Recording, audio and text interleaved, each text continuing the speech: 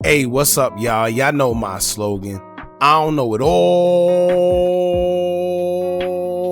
but I know what I've been through. Now, before we get into this video, make sure you check us out on Patreon at www.patreon.com/Hookah Anonymous _. You guys been telling us to create one for the longest, so we recently created a community where we will upload videos that we can't share on YouTube due to their guidelines. We'll also be dropping the latest to there first, behind the scenes information that you wouldn't find anywhere else on our socials. So make sure you become a member, and after you do that, head over to our official Instagram page at Hookah Anonymous _ and follow us there. Now without further ado, let's get into what you guys came here to see. Now, you know what I'm starting to see here? It's a whole bunch of Chicago guys using these Young Thug audios against Durk as a way to somehow make it about them and use it to also show their loyalty towards Lil Durk.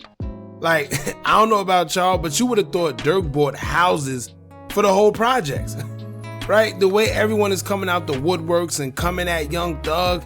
And it's funny because they always say, what's the easiest way to get our people to come together? Either by a funeral or some type of controversy or drama. Now that same person you argued with yesterday, let someone y'all don't know or don't really have any type of dealings with, let them say something about you or the other person and watch how fast y'all click up together to go against that one person.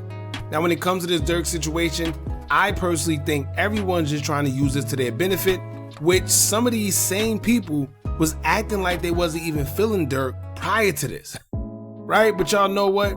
Clout is a mug. Now, somehow a lot of these guys done use this whole situation as an opportunity to get attention, whereas now it's almost like a Chicago versus Atlanta thing. You got guys in Chicago responding, then you got guys affiliated with Young Thug responding.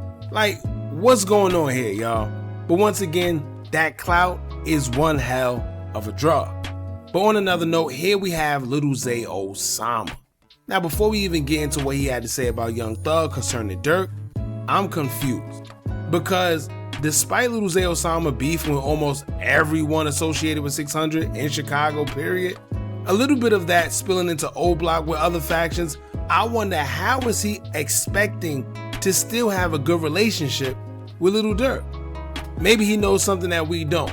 But after all the things he said and done with this whole situation, I can't see Durk being cool with him if he does even get out of jail. Because think about it, right? If he does decide to still mess with Lil Zay Osama, it'll be like a conflict of interest, because now you got the guys who's affiliated with 600 and the other ones who's not going to like that. Keep in mind with what Lil Zay Osama tried to pull with the whole King Von stunt, you have a lot of guys upset with him about that.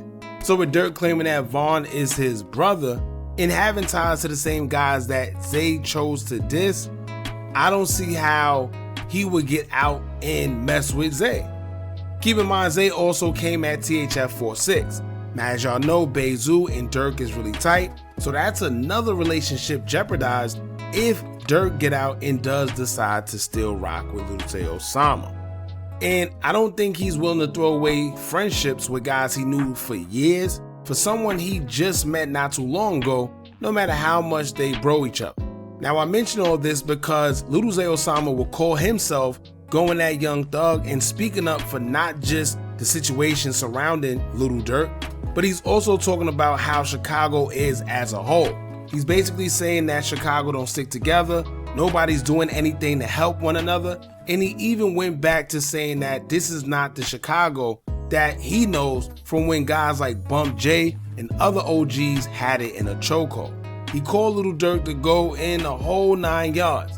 But like I said, I have a hard time believing that when Durk come home, he's going to be messing with Lil Zay Osama. But let's get into what Lil Zay Osama had to say, as he would take to his IG story and he would say, quote, "Real talk, I've been watching this whole situation and it got me thinking.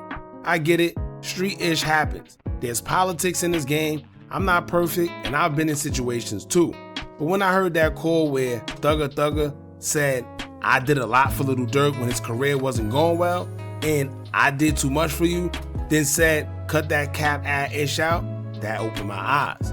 Not because of the beef itself, but because it showed me something about how we move as a city. Chicago been putting in work for decades.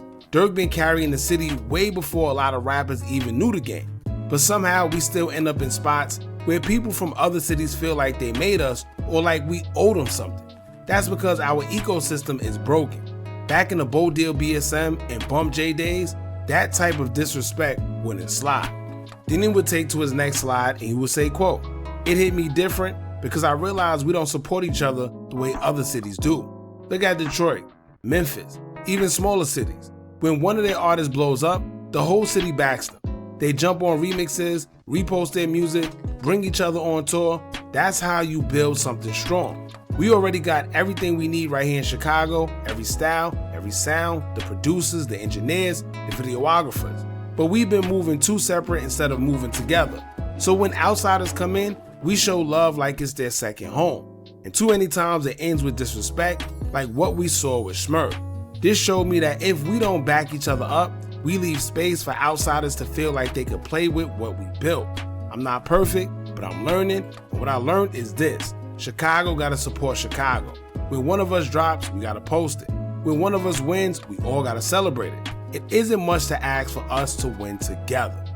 Now let me tell y'all right now, if this ain't one of the most biggest contradictions I've seen in a long time, I don't know what is. And this is the problem, right? Because a lot of these guys, they do a lot of good talking, but no action. All this sounds good, right? All this sounds great. But guess what? FYB J-Man is over there trying to push peace, and he's one of the same guys saying that I'm not pushing peace. Actually, he's one of the same guys that contribute to the peace not being pushed at all in Chicago. But here he is saying Chicago need to support Chicago.